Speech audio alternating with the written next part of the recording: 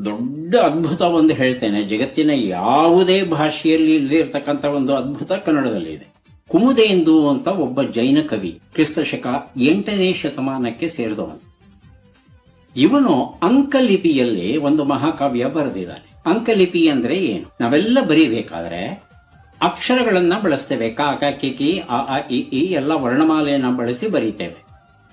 ಆದರೆ ಕುಮುದೆಂದು ಅಂಕೆಗಳನ್ನ ಬರೀತಾನೆ. 2, 3, 5, 6, 7, 8, 10, 12 ಹೀಗೆ. ಇಡೀ ಕಾವ್ಯ ಪೂರ್ತಿ ಅಂಕಿಗಳೇ. 64 ಮನೆಗಳು ಇದೆ, ಇವತ್ತಿಗೂ ಇದೆ. ಆ 64 ಮನೆಗಳಲ್ಲಿ ಒಂದೊಂದು ಮನೆಯಲ್ಲಿ ಒಂದೊಂದು ಸಂಖ್ಯೆ ಬರೀತಾ ಹೋಗ್ತಾನೆ.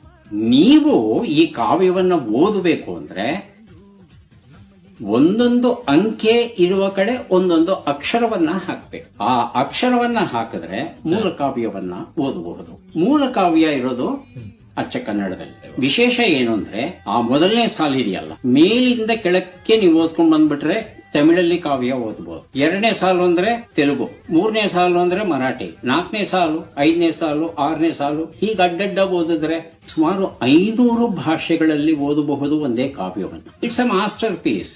ಈ ತರದ್ದು ಕೃತಿ ಮತ್ತೊಂದು ಇಲ್ಲವೇ ಇಲ್ಲ ಜಗತ್ತಲ್ಲಿ ಎಲ್ಲೂ. ಅದು